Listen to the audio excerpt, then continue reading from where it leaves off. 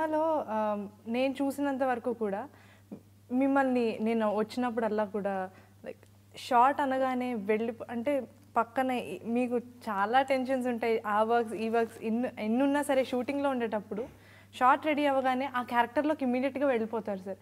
అది నేను వినడం ఏంటంటే మీరు అన్నమయ్య అంతకుముందు చేసినప్పుడు కూడా అలాగే ఉండేవాళ్ళు అని చెప్పేసి, యాక్టింగ్లోకి వచ్చిన దగ్గర నుండి ఒక యాక్టర్ అంటే ఇట్లా స్విచ్ ఆన్ స్విచ్ ఆఫ్ అవ్వడం అనేది దే షుడ్ డూ దాట్, కాకపోతే కొంతమంది కష్టం అవుతుంది అంటారు. బట్ మీకు అది ఎందుకు easy? There are two ways of acting.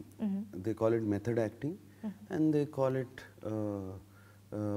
I might call it impulsive acting or instant reaction acting.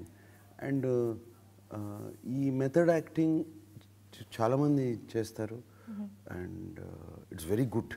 నాకు తెలిసి ఆమిర్ ఖాన్ గారు చేస్తారు, నసీరుద్దీన్ షా, అట్లా ఉన్నారు. But for example Amitabh Bachchan గారితో కూడా పనిచేశాను. ఆయన స్విచ్ ఆన్ స్విచ్ ఆఫ్ అవుతూ ఉంటారు ఆయన చేసేటప్పుడు. So it's two ways. I mean ఏది కరెక్ట్ ఏది ఇది అని, కానీ నాకు కన్వీనియంట్ ఇది.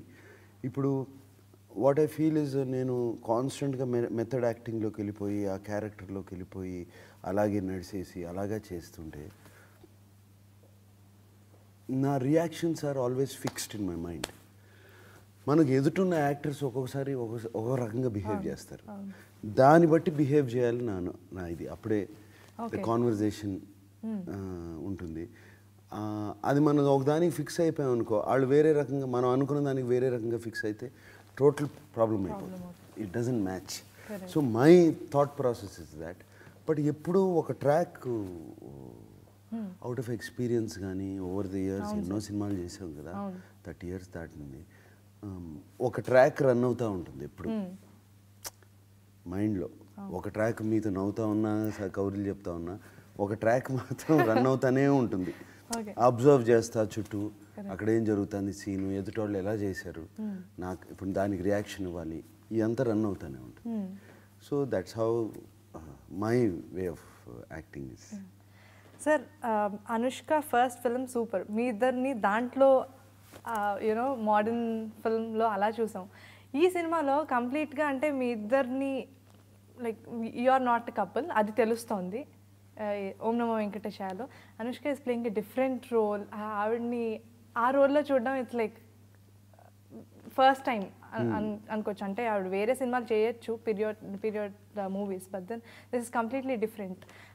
ఈ సినిమాలో ఆవిడ యూనో క్యారెక్టరైజేషన్ కానీ మీకు ఎలా రిలేట్ అయి ఉంటుంది సార్? అనుష్కకి నాకు ఏమీ రిలేషన్షిప్ లేదు. డెఫినెట్లీ నా పక్కన కోస్టార్గా కూడా కాదు. రాంబాబా దేవుణ్ణి ఎత్తుక్కుంటూ తిరుమల వచ్చినప్పుడు అక్కడ కృష్ణమ్మ అనే క్యారెక్టర్ ఆల్రెడీ వెంకటేశ్వర స్వామికి అంకితమైపోయి చిన్న వయసు నుంచి మీరాబాయిలో కృష్ణుడికి అలా అంకితమైపోయి అక్కడే సెటిల్ అయిపోయి రోజు పూజలు చేసుకుంటా, ఆయనకి సేవలు చేస్తా, వచ్చే యాత్రికులందరికీ హెల్ప్ చేస్తూ ఉండే క్యారెక్టర్ కృష్ణమ్మ.